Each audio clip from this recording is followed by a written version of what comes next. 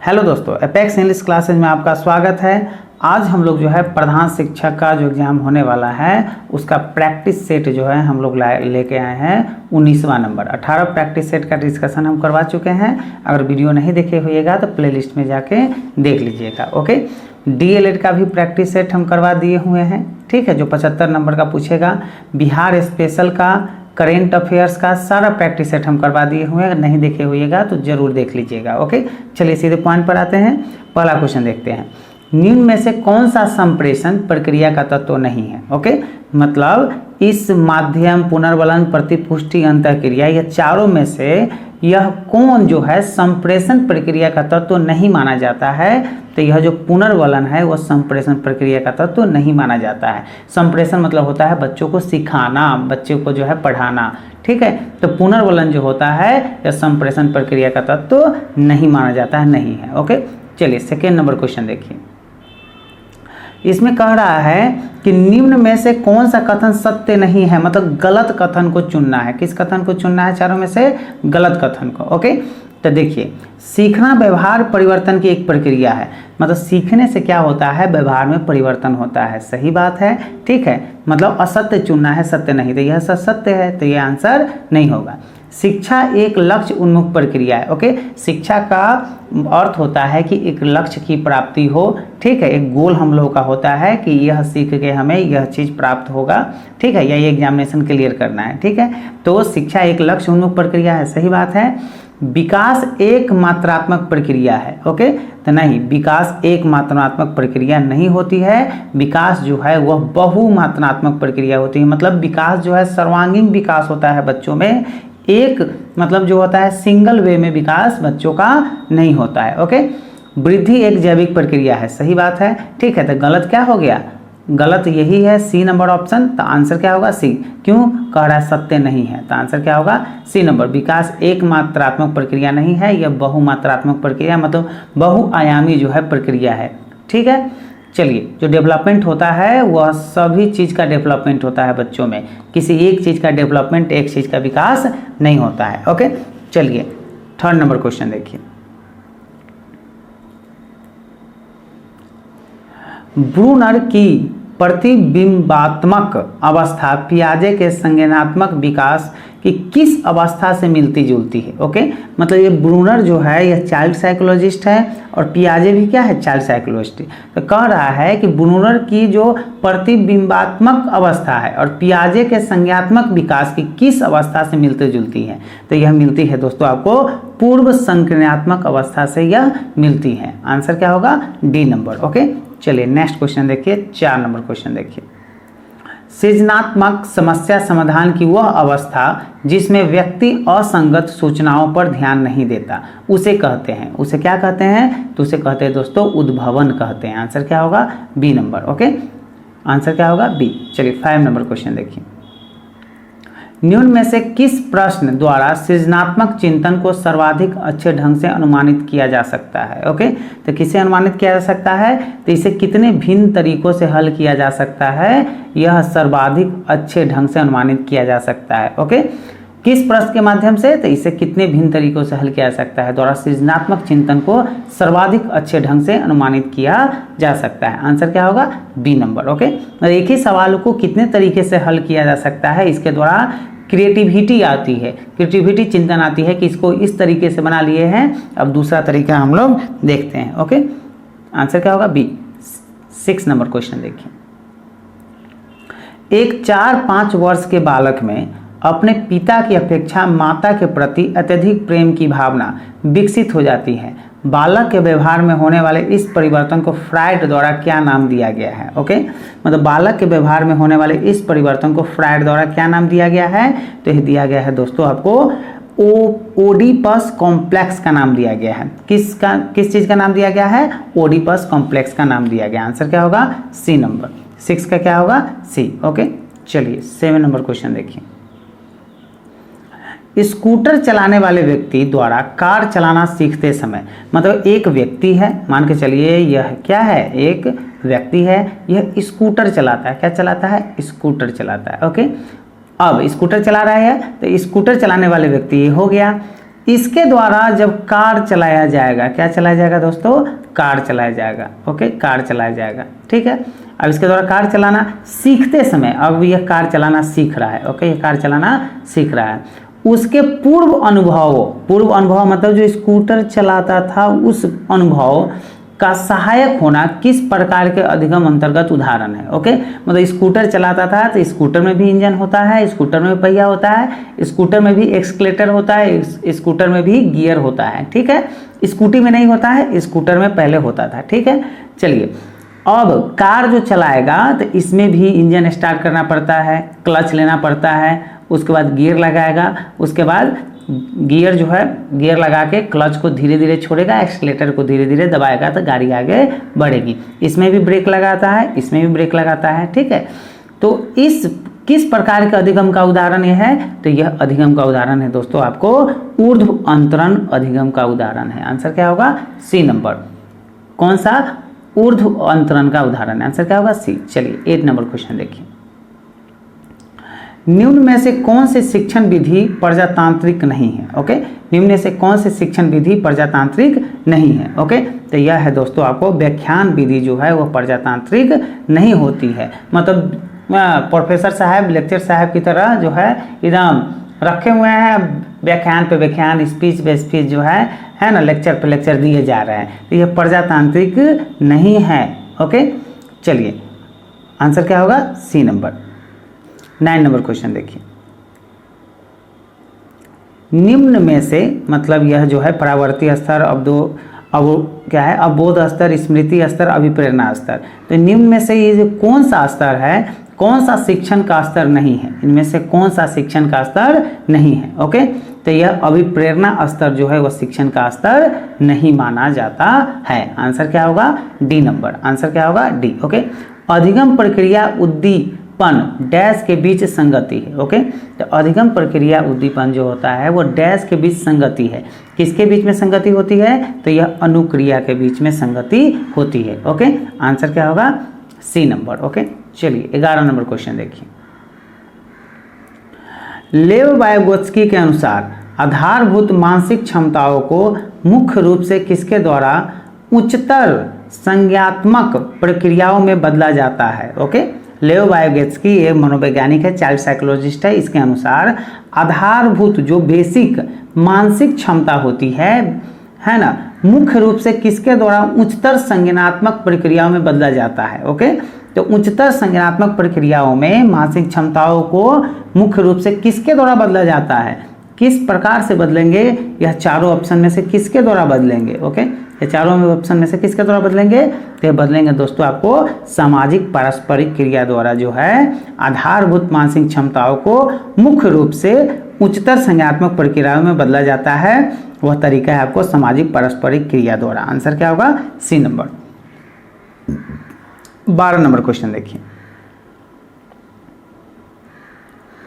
निम्नलिखित कथनों में से कौन सा विकास एवं अधिगम के बीच संबंध को सही प्रकार से सूचित करता है। ओके, निम्नलिखित कथनों में से कौन सा विकास एवं अधिगम के बीच संबंध को सही प्रकार से सूचित करता है। ओके, तो यह विकास एवं अधिगम अंतः संबंधित और अंतः निर्भर होते हैं। आंसर क्या होगा, ए नंबर। विकास एवं अधिगम अंतः संबंधित और अंतः निर्भर होते हैं। आंसर क्या होगा, ए नंबर। ओके, चलिए नेक्स्ट क्वेश्चन देखिए 13 नंबर।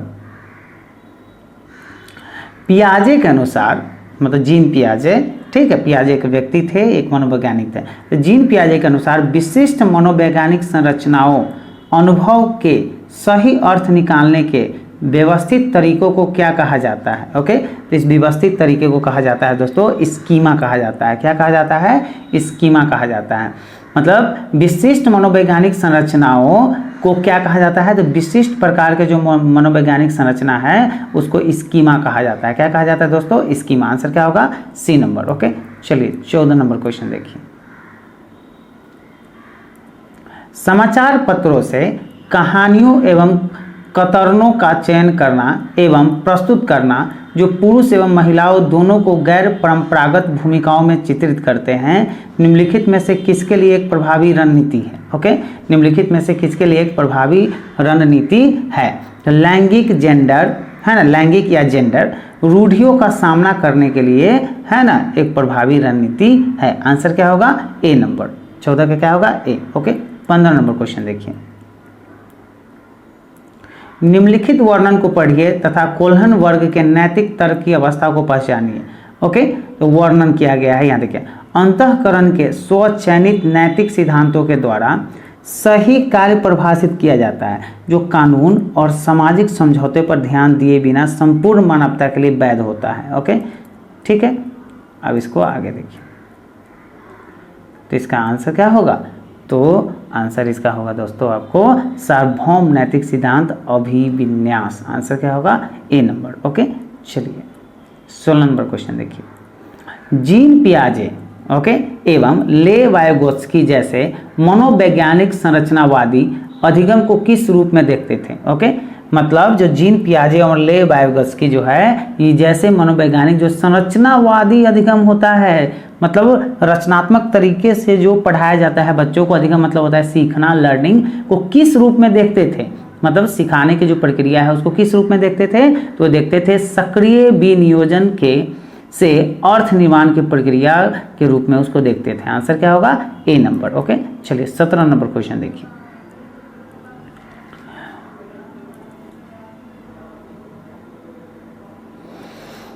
ठीक है, अनेक शोध अध्ययनों से पता चलता है, मतलब बहुत सारे शोध अध्ययन हुआ है, उससे पता चलता है कि शिक्षक लड़कियों की अपेक्षा लड़कों से अधिक पारस्परिक क्रिया करते हैं।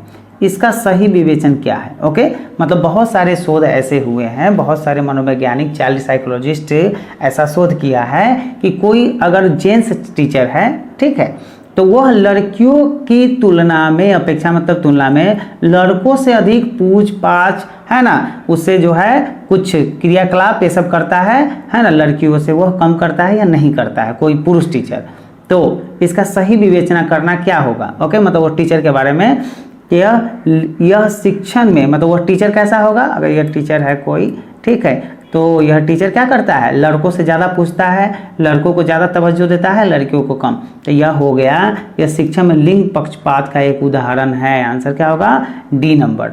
मतलब लिंग पक्षपात वो सर कर रहे हैं, जो भी जो है लड़कियों की तुलना में लड़कों को ज़्यादा जो है क्या करते हैं? पारस्परिक क्रिया करते हैं लड़कों से।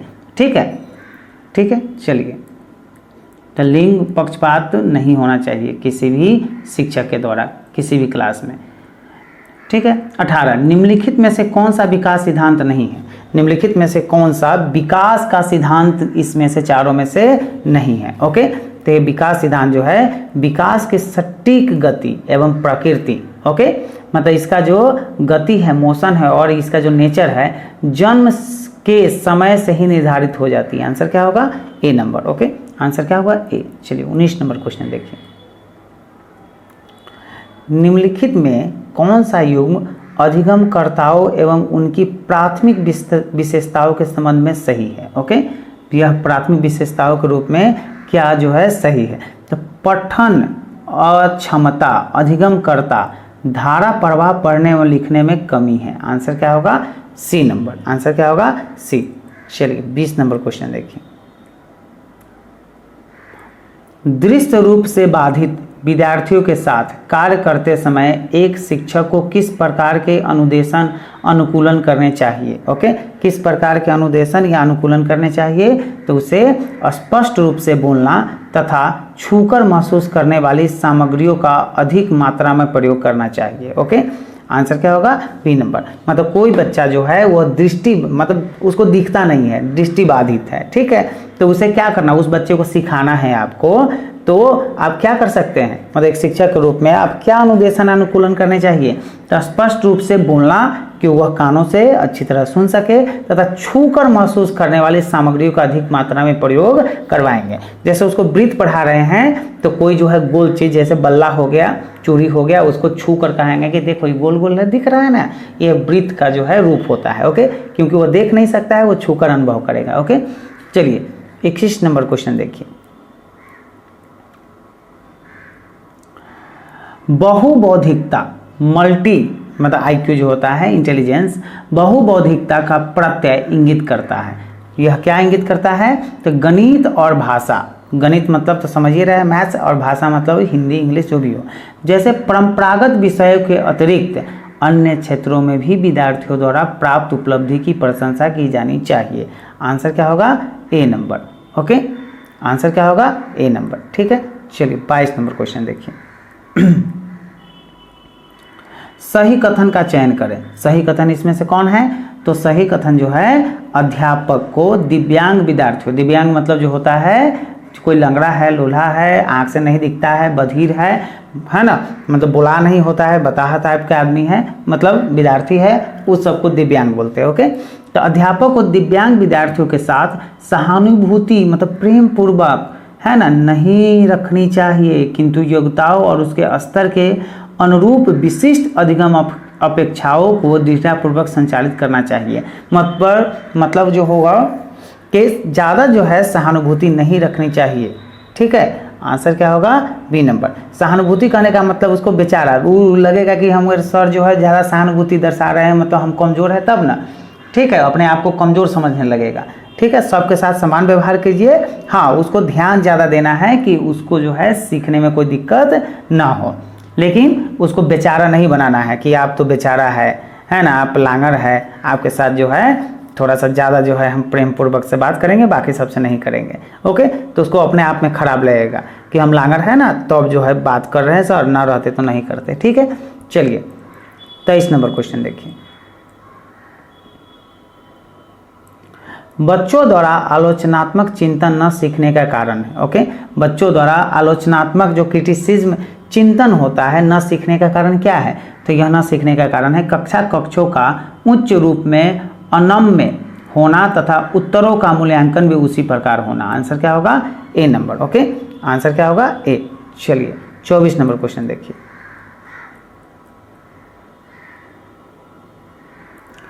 छात्रों के भाषागत विकास में सबसे अधिक प्रभाव डालने वाला भाज्य है सामाजिक परिस्थिति। यह किसका कथन है? तो यह कथन है दोस्तों आपको वाइगोत्स्की का। ओके, छात्रों के भाषागत विकास मतलब अपने यहाँ जो मातृभाषा है या जो पढ़ाई लिखाई का हिंदी अंग्रेजी ये सब भाषा है में सबसे अधिक प्रभाव डालने वाला भाज्य है कौन सा? सामाजिक परिस्थिति है। यह किसका कथन है? मतलब सामाजिक परिस्थिति से ही बच्चा जो है भाषागत विकास जो है संभव हो पाता है। इसमें समाज का बहुत बड़ा योगदान है। जो समाज बोलेगा, जिस समाज में बच्चे रहते हैं, उसी समाज से जो है बच्चे सीखेंगे भाषा। ठीक है, तो यह कथन है किसका? तो ले वाइगोत्स्की का। आंसर क्या होगा? D number. ओके, चलिए 25 नंबर क्वेश्चन देखिए।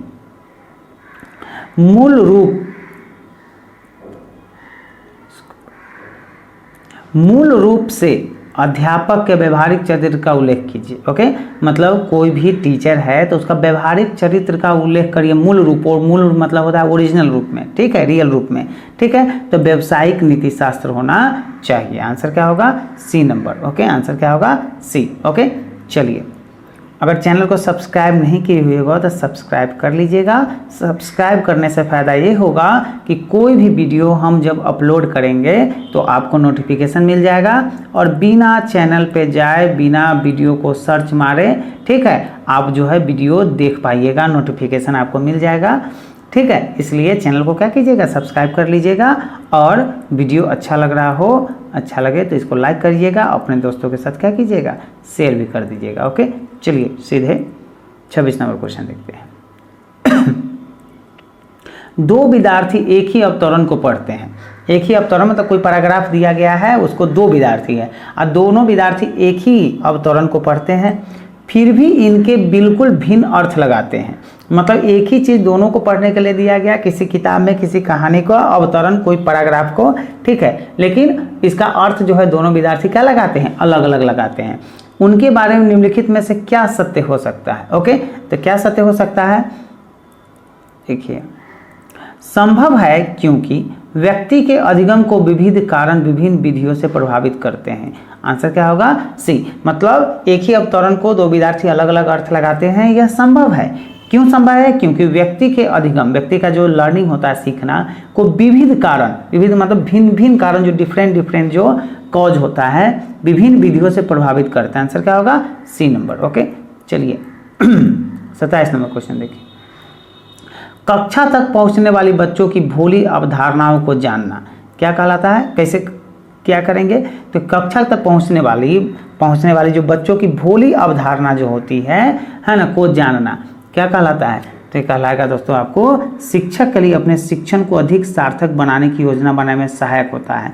मतलब बच्चा जो कक्षा में आपके पढ़ रहा है, आया है, उसका जो भोला अवधारणा है ना, स्कूल के प्रति, शिक्षक के प्रति, पढ़ाई के प्रति, है ना, अगर वह जान लेंगे तो कोई भी टीचर के लिए जो है अपने शिक्षण, अपने जो टीचिंग मेथड है को अधिक सार्थक बनाने की योजना बनाने में सहायक होगी। आंसर क्या होगा? C number. ओके, चलिए नेक्स्ट क्वेश्चन देखिए 28 नंबर। सार्थक अधिगम है। सार्थक अधिगम क्या है?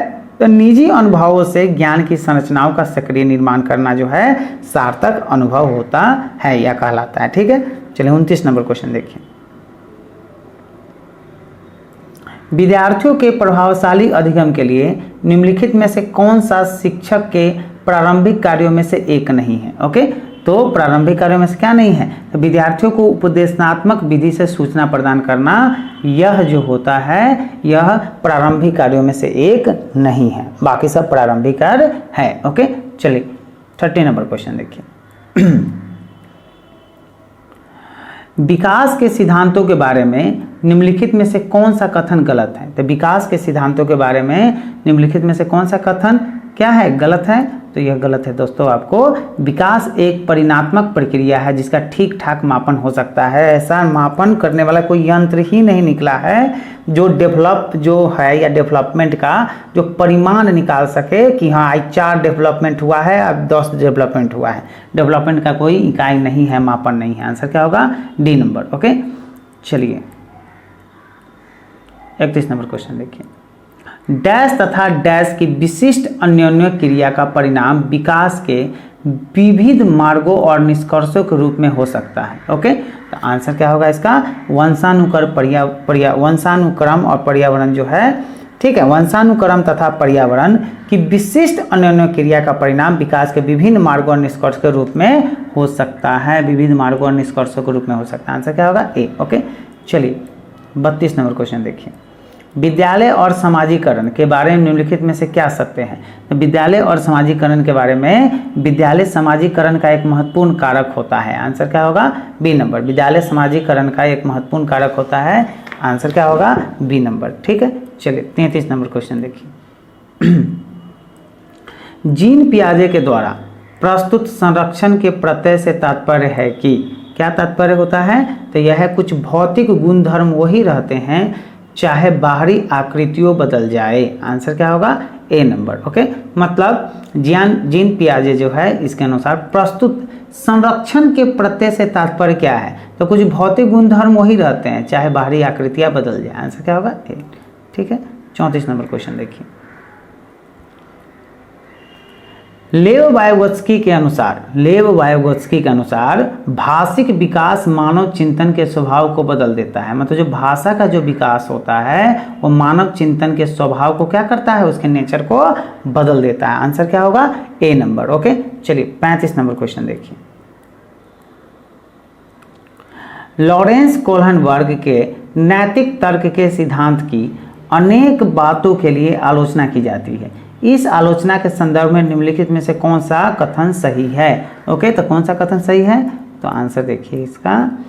ठीक है, कोहलनबर्ग ने अपने अध्ययन को मूलतः पुरुषों के नमूने पर आधारित रखा है। आंसर क्या होगा? D number. ओके, मतलब सिर्फ पुरुष को जो है इस नमूने पर आधारित रखा है। ठीक है, चलिए 36 नंबर क्वेश्चन देखिए। संवेदना ज्ञान की पहली सीढ़ी है, यह कथन किसका है? ओके, यह कथन जो है यह डैश है। ठीक है, तो यह कथन जो है यह किसका है? तो मानसिक विकास से संबंधित है या मानसिक विकास का है। क्या संवेदना ज्ञान की पहली सीढ़ी है या मानसिक विकास है? ठीक है, चलिए नेक्स्ट क्वेश्चन देखिए 37 नंबर क्वेश्चन।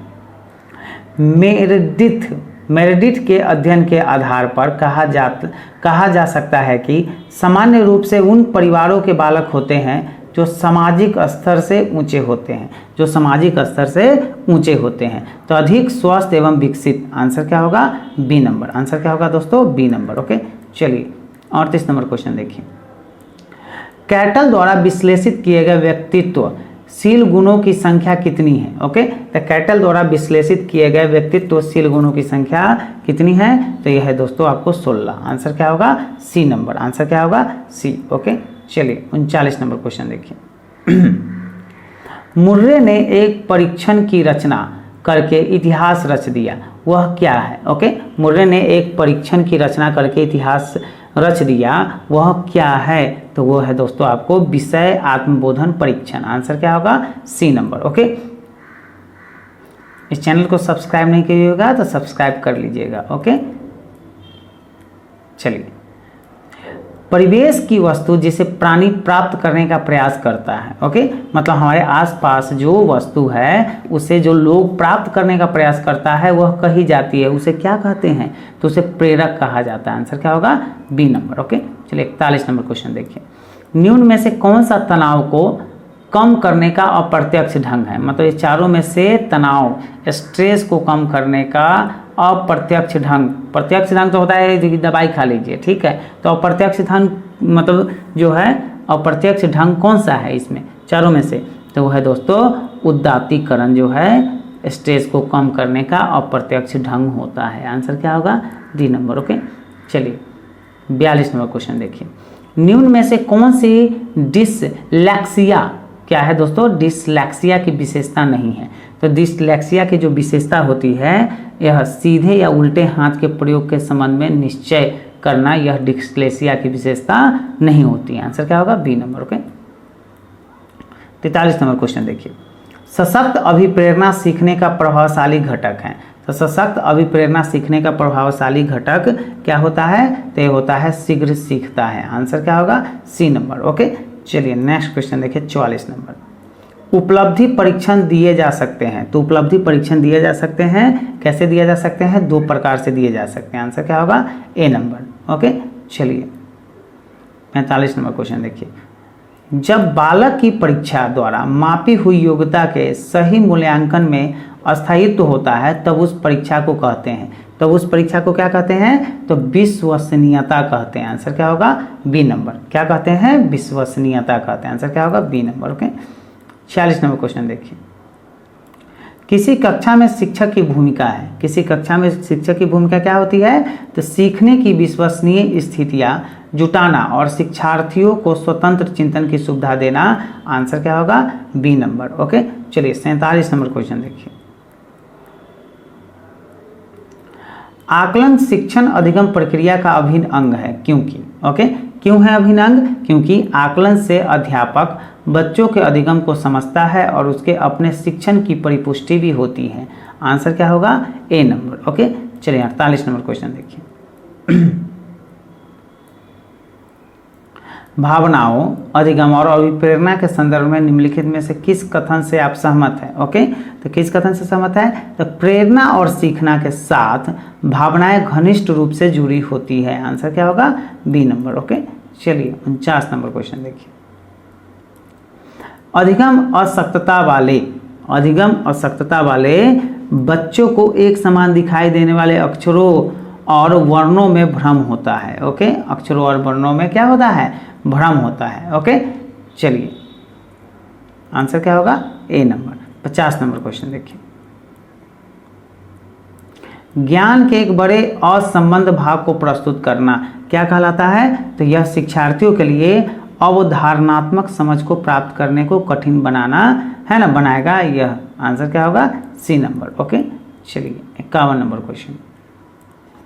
क्या बच्चे इसलिए भाषा अर्जित करते हैं क्योंकि उनमें अनुमानसिक रूप से ऐसा करने की पुनरावृत्ति होती है, या उनके माता पिता प्रारंभिक अवस्था से उन्हें गहन रूप से सिखाते हैं? यह प्रश्न आवश्यक रूप से दर्शाता है। यह प्रश्न आवश्यक रूप से क्या दर्शाता है? तो प्रकृति और पोषण पर बहस दर्शाता है। आंसर क्या होगा? C number. ओके, चलिए 52 नंबर क्वेश्चन देखिए। प्रगतिवादी शिक्षा कट क्या है? तो प्रगतिवादी शिक्षा कट जो होता है वो क्या होता है दोस्तों? देखिए यहाँ पे समस्या समाधान और आलोचनात्मक चिंतन पर अधिक बल देती है। आंसर क्या होगा? D number. ओके, चलिए 53 नंबर क्वेश्चन देखिए। विभिन्न मुद्दों और विमर्शों पर उनके लिए कारण करते हुए बच्चों को अपनी व्यक्तिगत राय को व्यक्त करने के लिए प्रोत्साहित करने वाले प्रश्न किसको बढ़ावा देते हैं? तो यह बढ़ावा देते हैं दोस्तों विश्लेषणात्मक और आलोचनात्मक चिंतन को बढ़ावा देते हैं। आंसर क्या होगा? B number. ओके, चलिए 54 नंबर क्वेश्चन देखिए। निम्नलिखित में से कौन सा कथन विकास और अधिगम के बीच संबंध को सर्वश्रेष्ठ रूप से जोड़ता है? तो क्या जोड़ता है? अधिगम और विकास एक जटिल तरीके से अंतः संबंधित हैं। आंसर क्या होगा? D number. ओके, चलिए 55 नंबर क्वेश्चन देखिए। बुद्धि के बारे में निम्नलिखित में से कौन सा कथन का ही सर्वाधिक उपयुक्त होता है? ओके, तो कौन सा कथन सर्वाधिक उपयुक्त होता है? तो आंसर देखिए, बुद्धि बहुआयामी है और इसके कई पहलू निहित हैं। आंसर क्या होगा? D number. बुद्धि जो होता है वो बहुआयामी होता है, मल्टी डायरेक्शनल होता है, डायमेंशनल होता है। ठीक है, चलिए 56 नंबर क्वेश्चन देखिए। कक्षा में परिचर्चा के दौरान एक शिक्षक प्रायः लड़कियों की तुलना में लड़कों पर अधिक ध्यान देते हैं, मतलब लड़कियों पर कम और लड़कों पर ज़्यादा ध्यान देते हैं। यह किसका उदाहरण है? तो यह उदाहरण है दोस्तों जेंडर पक्षपात, लिंग भिन्नता का, है ना, लिंग पक्षपात का यह उदाहरण है। ठीक है, मतलब लड़कों पे ज़्यादा ध्यान और लड़कियों पे कम। ठीक है, 57 नंबर क्वेश्चन देखिए। निम्नलिखित में से किस मनोवैज्ञानिक ने बच्चों को ज्ञान के सक्रिय जिज्ञासु के रूप में देखते हुए उनके चिंतन पर सामाजिक एवं सांस्कृतिक विषय वस्तुओं के प्रभाव को महत्व दिया है? ओके, तो यह महत्व दिया है दोस्तों लेओ वाइगोत्स्की। आंसर क्या होगा? B number. ओके, चलिए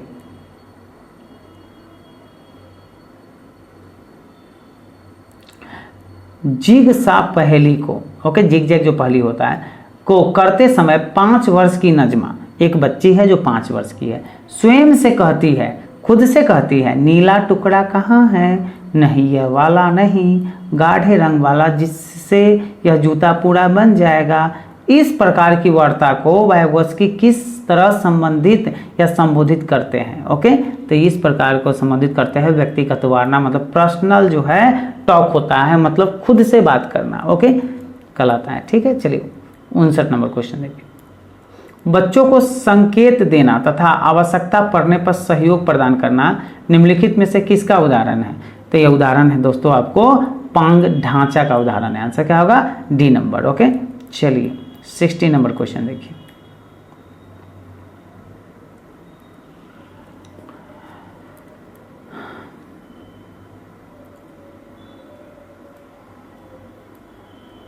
चलिए, निम्नलिखित कथनों में से कौन सा बुद्धि के बारे में सही है? बुद्धि के बारे में कथन कौन सही है? तो बुद्धि बहुआयामी है, ठीक है, मल्टी डायमेंशनल होता है तथा जटिल योग्यताओं का एक समूह है। आंसर क्या होगा? D number. आंसर क्या होगा?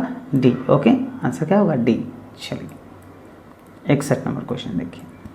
शिक्षण अधिगम प्रक्रिया में, मतलब जब सीखने सिखाने की जो प्रक्रिया चल रही है उसमें वंचित समूह से संबंधित विद्यार्थियों के द्वारा सहभागिता कम होने की स्थिति में एक शिक्षक को क्या करना चाहिए? तो एक शिक्षक को क्या करना चाहिए? तो अपनी शिक्षण पद्धति पर विचार करना चाहिए तथा बच्चों को सहभागिता में सुधार करने के लिए नए तरीके ढूंढने चाहिए। आंसर क्या होगा? D number. ओके, चलिए, एक समावेशी कक्षा में एक शिक्षक को विशिष्ट शैक्षिक योग्यताओं को, है ना, क्या करना चाहिए? तो क्या करना चाहिए? सक्रिय रूप से तैयार करना चाहिए। आंसर क्या होगा? C number. ओके, चलिए 63 नंबर क्वेश्चन देखिए।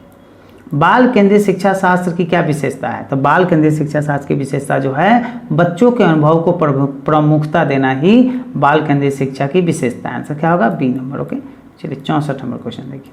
निम्नलिखित में कौन सी प्रथाएं सार्थक अधिगम को बढ़ावा देती है? तो कौन सी जो प्रथाएं जो है सार्थक अधिगम को बढ़ावा देने का काम करता है? तो सहयोगात्मक अधिगम पर्यावरण जो है ना, सार्थक अधिगम को बढ़ावा देती है। ठीक है, उसके बाद जो है, एक मिनट, ठीक है, और उसके बाद सतत एवं समग्र मूल्यांकन भी क्या करता है? सार्थक अधिगम को बढ़ावा देती है। तो आंसर क्या होगा? 2 और 3। आंसर क्या होगा? B number. ओके, 64 का क्या होगा? बी। 65 नंबर क्वेश्चन देखिए। निम्नलिखित में से कौन सा विकास का सिद्धांत नहीं है? निम्नलिखित में से कौन सा विकास का सिद्धांत नहीं है? विकास सार्वभौमिक है तथा सांस्कृतिक संदर्भ इसे प्रभावित करते हैं। आंसर क्या होगा? D number. आंसर क्या होगा? डी। ओके, चलिए 66। लेओ वाइगोत्स्की के अनुसार अधिगम लेव वाइगोत्स्की के अनुसार अधिगम क्या होता है? तो अधिगम जो है एक सामाजिक गतिविधि है। आंसर क्या होगा? B number. अधिगम क्या है? एक सामाजिक गतिविधि है। ठीक है, चलिए 67 नंबर क्वेश्चन देखिए। जीन पियाजे के अनुसार बच्चे जो है ज्ञान को सक्रिय रूप से संचरित करते हैं, जैसे वे दुनिया में व्यवहार कौशल का प्रयोग करते हैं तथा अन्वेषण करते हैं। आंसर क्या होगा? B number. ओके, चलिए 68 नंबर क्वेश्चन देखिए। चालक विकास की दर में व्यक्तिगत विविधताएं होती है, फिर भी चालक विकास का क्रम डैश से डैश तक होता है। ओके, तो यह होता है दोस्तों अपरिष्कृत स्थूल चालक विकास तथा परिष्कृत सूक्ष्म चालक विकास होता है। आंसर क्या होगा? D number. ओके, चलिए 69 नंबर क्वेश्चन देखिए। वह अवधि जो वयस्कता के संक्रमण की पहल करती है उसे क्या कहते हैं? तो उसे क्या कहते हैं? तो उसे किशोरावस्था कहते हैं। आंसर क्या होगा? B number. ओके, चलिए 70 नंबर क्वेश्चन देखिए। एक प्रारंभिक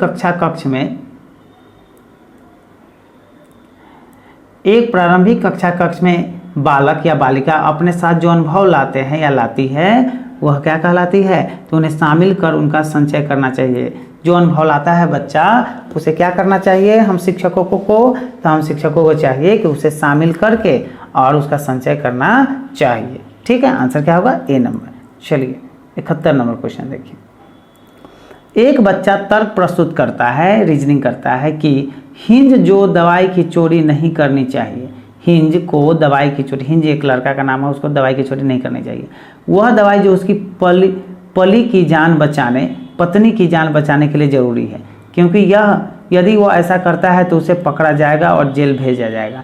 कोलनबर्ग के अनुसार वह बच्चा नैतिक समझ की किस अवस्था के अंतर्गत आता है? ओके, तो किस अवस्था के अंतर्गत आता है? तो आता है दोस्तों आपको दंड एवं आज्ञा पालन अभिविन्यास के अंतर्गत आता है। आंसर क्या होगा? D number. ओके, चलिए 72 नंबर क्वेश्चन देखिए। जो बच्चे स्वयं से मौखिक संवाद करते हैं, ठीक है, मने मने जो है बोलता रहता है, उन्हें लेव वाइगोत्स्की क्या कहते हैं?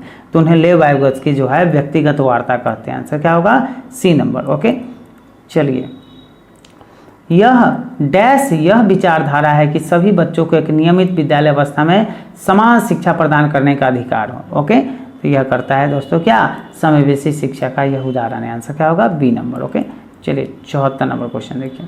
निम्नलिखित में से कौन सी अधिगम की मुख्य प्रक्रिया नहीं है जिसके द्वारा सार्थक अधिगम घटित होता है? ओके, तो यह है दोस्तों आपको कंठस्थीकरण एवं स्मरण जो है ना, अधिगम की मुख्य प्रक्रिया नहीं है जिसके द्वारा सार्थक अधिगम घटित होती है। आंसर क्या होगा?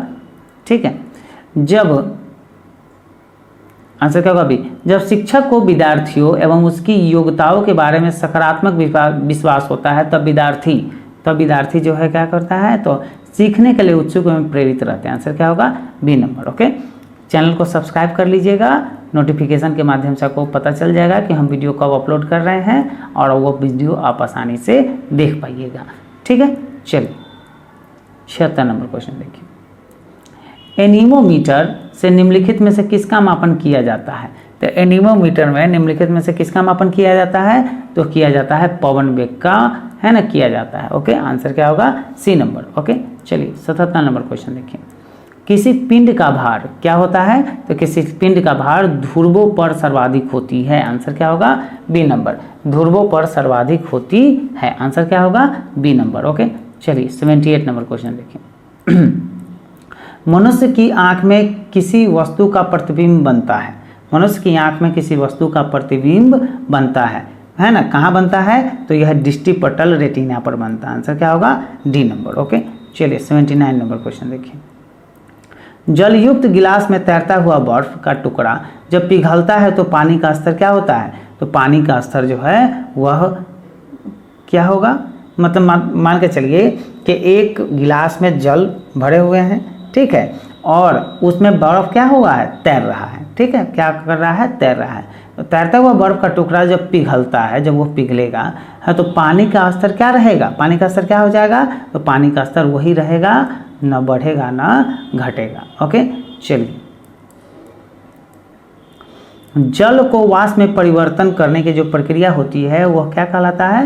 मतलब जल जो है वाष्प में परिवर्तन हो जाता है, यह प्रक्रिया क्या कहलाता है? यह भौतिक प्रक्रिया है। ओके, इसमें केमिकल चेंज नहीं होती है।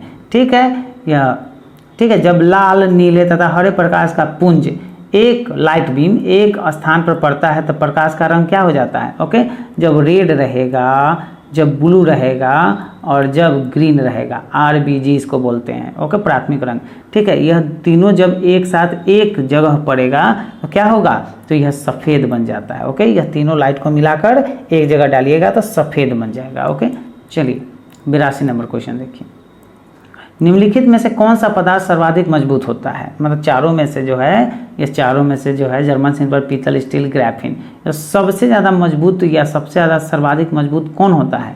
तो ये होता है दोस्तों आपको ग्राफीन जो है सर्वाधिक मजबूत होता है। आंसर क्या होगा? डी। मोती मुख्य रूप से बना होता है। मोती जो है मुख्य रूप से किस चीज़ से बना होता है? तो कैल्शियम कार्बोनेट से बना होता है। आंसर क्या होगा? C number. मोती मुख्य रूप से क्या किससे बना होता है? तो कैल्शियम कार्बोनेट से। आंसर क्या होगा? C number. Okay, 84 number question देखिए।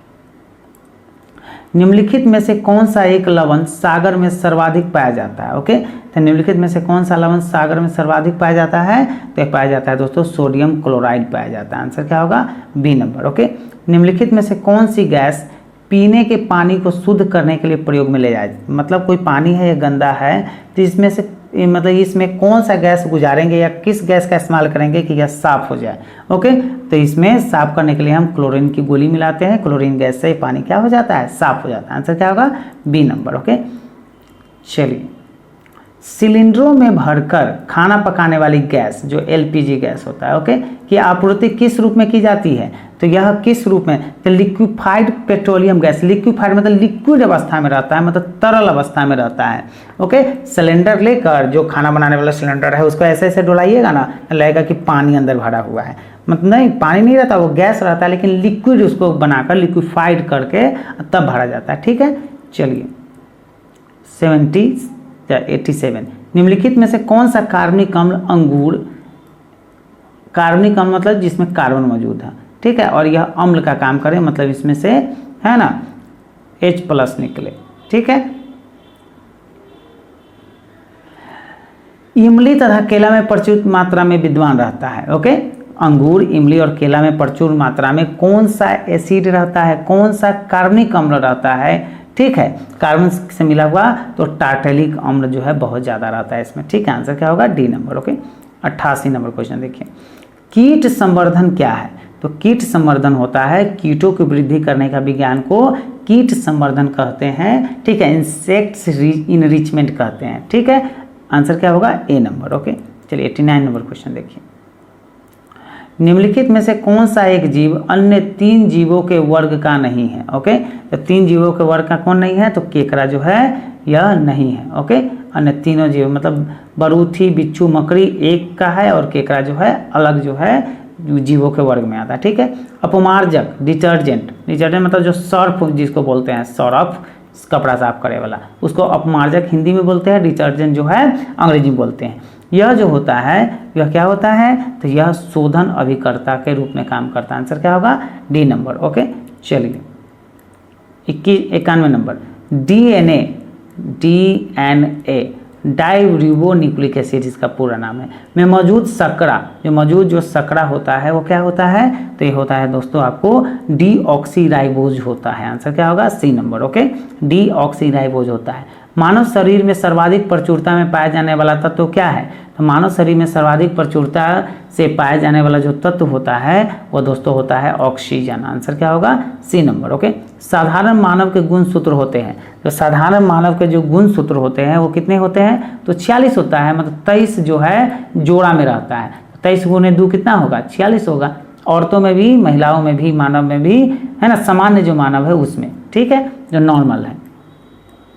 तो गुण सूत्र की संख्या 46 हो गई, 23 जोड़ा या 46। ठीक है, निम्नलिखित सब्जियों में सर्वाधिक विटामिन सी पाया जाता है, मतलब किस से, इसमें से किस से? मिर्च में, कुम्हरे में, मटर में, मूली में सबसे ज़्यादा विटामिन सी किस में पाया जाता है? तो पाया जाता है दोस्तों आपको मिर्च में जो है विटामिन सी जो है सर्वाधिक पाया जाता है। जैसे मिर्च खाने के बाद हम लोग क्या करते हैं? सी मतलब सीसी आने लगते हैं, सुसु आने लगते हैं, तो इसी से याद पड़ता है कि मिर्च में क्या होता है? विटामिन सी होता है। ठीक है, विटामिन्स क्या होते हैं? तो विटामिन्स क्या होते हैं? तो विटामिन्स होते हैं दोस्तों आपको कार्बनिक यौगिक होते हैं। क्या होते हैं? कार्बनिक यौगिक होते हैं। आंसर क्या होगा? ए नंबर। ओके, चलिए 96 नंबर क्वेश्चन देखिए, रुधिर स्कंदन में कौन सा विटामिन प्रभावी होता है? मतलब रुधिर का जो स्कंदन होता है, जो जम जाता है, ठीक है, उसमें कौन सा विटामिन प्रभावी होता है? तो होता है दोस्तों विटामिन के। ओके, मतलब रुधिर का, रक्त का, जो ब्लड का जो थक्का जमता है, जैसे मान के चलिए उंगली कट गया, तो उंगली कट गया तो शरीर का पूरा खून उसमें से नहीं गिरता है, वो थोड़ा देर के बाद क्या हो जाता है, बंद हो जाता है, थक्का जम जाता है। ओके, तो किस विटामिन के कारण होता है? तो विटामिन के उसमें रहता है, इसके कारण वो थक्का बनता है। ठीक है, और भी विटामिन है, विटामिन के भी उसमें महत्वपूर्ण भूमिका निभाता है थक्का जमने। ठीक है, भारतीय संविधान सभा की प्रारूप समिति का अध्यक्ष कौन होता है या कौन था? तो भारतीय संविधान सभा की प्रारूप समिति का जो अध्यक्ष थे वह थे दोस्तों डॉक्टर भीमराव अंबेडकर। आंसर क्या होगा? ए नंबर। ओके, चलिए 98 नंबर क्वेश्चन देखिए, निम्नलिखित में से कौन सा विषय समवर्ती सूची में है? ओके, निम्नलिखित में से कौन सा विषय समवर्ती सूची में है? ओके, तो यह है शिक्षा। आंसर क्या होगा? B number. ओके, चलिए 99 नंबर क्वेश्चन देखिए, वर्तमान में भारतीय संविधान में गणना की दृष्टि से कुल कितने अनुच्छेद और अनुसूचियां हैं?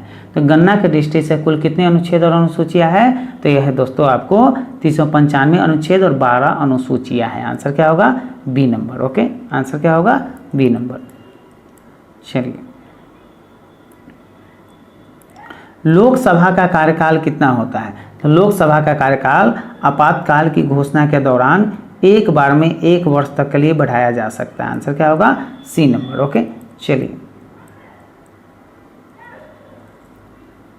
भारतीय संविधान का संरक्षक कौन होता है? ओके, तो भारतीय संविधान का संरक्षण जो है, इसका पीडीएफ अगर आपको लेना होगा, ठीक है, इसका फ्री पीडीएफ है, कोई पैसा नहीं लिया जाएगा आपसे, फ्री पीडीएफ है। ओके, तो पीडीएफ फ्री लेने के लिए इस वीडियो के डिस्क्रिप्शन बॉक्स में टेलीग्राम का लिंक होगा, उसको ज्वाइन कर लीजिएगा, और ज्वाइन करने के बाद जो है आपको जितना भी वीडियो मैंने आज तक बनाया है सबका पीडीएफ फ्री में है। ठीक है, आप वहाँ से डाउनलोड करके रिविजन कर सकते हैं। ठीक है, चलिए आगे देखिए, भारतीय संविधान का संरक्षक होता है, तो भारतीय संविधान का संरक्षण जो है सर्वोच्च न्यायालय होता है। ओके, सुप्रीम कोर्ट जो होता है वह भारतीय संविधान का संरक्षक होता है। ठीक है, चलिए, संपूर्ण राष्ट्रगान का वादन गायन काल है। ओके, मतलब संपूर्ण राष्ट्रगान जो गाते हैं हम लोग, जनगण मन अधिनायक जय है, वह कितने सेकेंड में हम गा लेते हैं? कितने सेकेंड में गा लेना चाहिए? तो वह 52 सेकेंड में हम लोग गा लेते हैं। ठीक है, या गा लेना चाहिए। ठीक है, भारतीय संविधान के निम्नलिखित अनुच्छेदों में कौन सा अनुच्छेद राज्य की सरकारों को ग्राम पंचायतों को संगठित करने का निर्देश देती है? ओके, तो क्या देती है? तो अनुच्छेद 40 जो है ग्राम पंचायतों को संगठित करने का निर्देश देती है। आंसर क्या होगा? B number. ओके, चलिए 104 नंबर क्वेश्चन देखिए, भारत में संघीय वित्त आयोग संबंध रखता है। भारत में संघीय वित्त आयोग किससे संबंध रखता है? तो रखता है दोस्तों राज्यों एवं केंद्र के बीच वित्त से क्या रखता है? संबंध रखता है। आंसर क्या होगा? B number. ओके, चलिए, भारत में पंचायती राज्य की अनुशंसा के लिए बनी समिति के अध्यक्ष थे। ओके, तो कौन थे? तो बलवंत राय मेहता समिति है ना। भारत में पंचायती राज की अनुशंसा के लिए बनी समिति के अध्यक्ष कौन थे? बलवंत राय मेहता। आंसर क्या होगा? ए नंबर। ओके, 106 नंबर क्वेश्चन देखिए, पंचायती राज को डैश के अंतर्गत स्वशासन की इकाई के रूप में संगठित किया गया है। ओके, तो कैसे संबंधित किया गया? भारतीय संविधान के 73वें संशोधन के द्वारा किया गया। आंसर क्या होगा? D number. ओके, चलिए 107 नंबर क्वेश्चन देखिए, टीपू सुल्तान ने ब्रिटिश सेना को 1780 ईस्वी में हराया था। किसने? तो टीपू सुल्तान ने किस सेना को? ब्रिटिश सेना को। कब हराया? 1780 में हराया था। ओके, तो कहाँ हराया था? तो हराया था दोस्तों आपको पुल्लीलूर में हराया था। आंसर क्या होगा? B number. ओके, विधवा पुनर्विवाह मतलब जिसका पति मर गया हो उसे विधवा कहते हैं, और विधवा को फिर से विवाह करने की जो कानूनी जो है प्रक्रिया है या कानून बनाया गया था, उसके अधिनियम किसके शासन में है ना क्रियान्वित किया गया था, लागू किया गया था? तो उस समय शासन था लॉर्ड कैनिंग था, यह गवर्नर जनरल थे भारत के। ठीक है, आंसर क्या होगा? B number. ओके, चलिए 109 नंबर क्वेश्चन देखिए, भारत में फ्रांसीसियों ने अपना सबसे पहला कारखाना निम्न स्थानों में से कहाँ लगाया? तो भारत में फ्रांसीसियों ने बहुत सारे कारखानाएं है ना, जो मशीन सब है, फैक्ट्रिया है, वो सब लगाया था, लेकिन सर्वप्रथम किस स्थान पर लगाया था वो पूछ रहा है। तो यह सूरत में लगाया था। आंसर क्या होगा? ए नंबर। ओके, चलिए 110 नंबर क्वेश्चन देखिए, निम्नलिखित में से किसने भारतीय विश्वविद्यालयों में धार्मिक शिक्षा के लिए प्रबल रूप से वकालत की थी? मतलब भारतीय विश्वविद्यालय जो है, भारत के विश्वविद्यालय, उसमें धार्मिक शिक्षा है ना देना चाहिए, इसकी वकालत किसने किया था? तो ये वकालत किया था आपको दोस्तों मदन मोहन मालवीय ने वकालत की थी। आंसर क्या होगा? D number. 1857 के स्वाधीनता संग्राम का प्रतीक था, तो 1857 के स्वाधीनता संग्राम का जो प्रतीक था वो था दोस्तों आपको कमल और रोटी। आंसर क्या होगा? ए नंबर। ओके, चलिए 112 नंबर क्वेश्चन देखिए। जगदीशपुर में 1857 में किसके नेतृत्व में समानांतर सरकार की स्थापना की गई थी? ओके, तो समानांतर सरकार की स्थापना की गई थी अमर सिंह की। ठीक है, आंसर क्या होगा? B number. वेदों की ओर चलो किसने कहा था? तो वेदों की ओर चलो यह कहा था दयानंद सरस्वती ने कहा था। आंसर क्या होगा? B number. ओके, चलिए 114 नंबर क्वेश्चन देखिए। बिहार स्टूडेंट्स कॉन्फ्रेंस की स्थापना हुई थी, तो बिहार स्टूडेंट्स कॉन्फ्रेंस की स्थापना जो हुई थी दोस्तों यह 1906 ईस्वी में हुआ था। आंसर क्या होगा? ए नंबर। पटना के अंतिम मुख्य बहावी नेता थे, तो पटना के जो अंतिम मुख्य बहावी नेता जो थे वो थे दोस्तों क्या है? अहमदुल्ला। ठीक है, अहमदुल्ला थे। आंसर क्या होगा? D number. Okay, Bihar Herald के संस्थापक थे, तो बिहार हेराल्ड के संस्थापक जो थे वो गुरु प्रसाद सेन थे। आंसर क्या होगा? B number. ओके, चलिए 117 नंबर। भारत का पहला वाटर प्लस शहर किसे घोषित किया गया है? तो भारत का जो पहला जो वाटर प्लस जो है शहर किसे घोषित किया गया है? तो यह किया गया है इंदौर को। आंसर क्या होगा? B number. भारतीय रेलवे द्वारा विश्व की पहली हॉस्पिटल ट्रेन का उद्घाटन है ना किया गया, जिसे नाम दिया गया, जिसे क्या नाम दिया गया है? जिसे लाइफ लाइन एक्सप्रेस नाम दिया गया। आंसर क्या होगा? C number. भारतीय रेलवे द्वारा विश्व की पहली हॉस्पिटल ट्रेन, मतलब उसमें वो ऐसा ट्रेन जिसमें हॉस्पिटल हो का उद्घाटन किया गया, जिसका नाम क्या है? Life line express. आंसर क्या होगा? C number. ओके, 119वां 7वां भारत अंतर्राष्ट्रीय विज्ञान महोत्सव का आयोजन कहाँ किया गया है? तो यह किया गया है दोस्तों आपको पणजी में किया गया। आंसर क्या होगा? ए नंबर। ओके, किस देश ने पहली बार पानी के अंदर स्पेस टेलीस्कोप को स्थापित किया है जो न्यूट्रॉनों की खोज करेगा? ओके, तो यह किया गया है आपको रूस में किया गया। आंसर क्या होगा? B number. ओके, चलिए 121 नंबर। भारत का पहला वर्टिकल टावर फॉरेस्ट माना फॉरेस्टा कहाँ बनाया गया है? ओके, तो भारत का पहला वर्टिकल टावर फॉरेस्ट माना फॉरेस्टा कहाँ बनाया गया है? तो ये बनाया गया है दोस्तों आपको बेंगलुरु में बनाया गया। आंसर क्या होगा? D number. ओके, चलिए नेक्स्ट क्वेश्चन देखिए 122 नंबर। भारत का सबसे बड़ा सोलर पार्क क्षमता 4750 मेगावाट कहाँ बनेगा? ओके, तो यह बनेगा दोस्तों आपको गुजरात में बनेगा। आंसर क्या होगा? B number. भारत का पहला परमाणु मिसाइल और हथियार को ट्रैक करने वाला पोत कौन है? ओके, तो यह पोत का नाम है INS ध्रुव। आंसर क्या होगा? ए नंबर। ओके, चलिए 124 नंबर क्वेश्चन देखिए। भारत के सर्वाधिक ऊंचाई पर स्थित हर्बल पार्क कहाँ है? तो भारत में सर्वाधिक सबसे ज़्यादा ऊंचा स्थान पर जो हर्बल पार्क बना हुआ है वह कहाँ है? तो है दोस्तों चमोली उत्तराखंड में। आंसर क्या होगा? B number. ओके, चमोली एक जगह है वो जो उत्तराखंड में पड़ता है, वहीं पे हर्बल पार्क जो है सबसे ऊंची जगह बनाया गया है। ठीक, सबसे ऊंचा हर्बल पार्क। देश का पहला वन चिकित्सा केंद्र किस राज्य में खोला गया था? ओके, तो वन चिकित्सा केंद्र जो है किस राज्य में खोला गया है? तो यह खोला गया है दोस्तों आपको उत्तराखंड में। आंसर क्या होगा? ए नंबर। ओके, चलिए 126 नंबर क्वेश्चन देखिए। महिला एशियाई फुटबॉल कप 2022 का आयोजन कहाँ होगा? तो महिला एशियाई फुटबॉल कप 2022 का आयोजन जो है वो होगा दोस्तों आपको भारत में। आंसर क्या होगा? B number. ओके, दुनिया के पहले पहियों पर संग्रहालय का उद्घाटन भारत के किस शहर में किया गया? ओके, तो यह किया गया है दोस्तों आपको कलकत्ता में। आंसर क्या होगा? D number. ओके, चलिए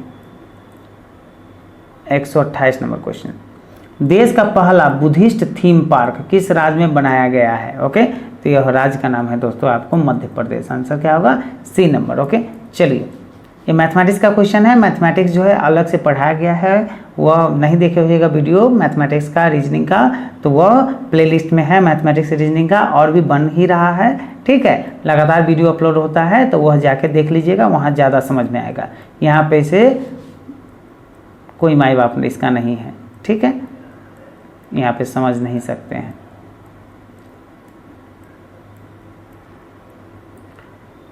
ठीक है, भारत में सबसे बड़ा मिट्टी का वर्ग है, भारत में सबसे बड़ा मिट्टी का वर्ग जो है वह कछारी मिट्टी का है। आंसर क्या होगा? D number. ओके, निम्न राज्यों में से किस राज्य में जाड़े विंटर के मौसम में बारिश मिलती है?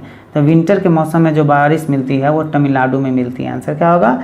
B number. ओके, चलिए 141 नंबर क्वेश्चन देखिए। पोंग बांध किस नदी पर बनाया गया है? तो पोंग बांध जो है वह व्यास नदी पर बनाया गया। आंसर क्या होगा? D number.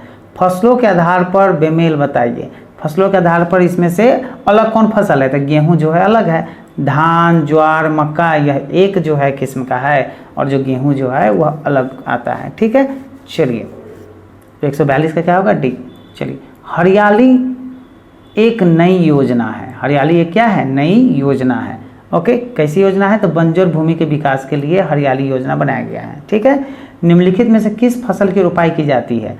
तो रोपने का काम जो है वह धान की जाती है। अभी बरसात हुई है, ठीक है, तो बरसात में धान को रोपनी किया जाता है, उसका बिया नहीं बोया जाता है। ठीक है, चलिए, मिट्टी का गीला करके खूब हेंगा उंगा के, ठीक है, ट्रैक्टर से, और तब उसका रोपा जाता है। ठीक है, प्राकृतिक बनावट की दृष्टि से बिहार बटा हुआ है। प्राकृतिक बनावट की दृष्टि से जो बिहार अपना राज्य है वह बना हुआ है ना? किस आधार बना हुआ है? तो वह गंगा का उत्तरी मैदान और दक्षिण गंगा का मैदान दोनों, ए और बी दोनों के आधार पे बढ़ा हुआ है। ठीक है, 140 नंबर।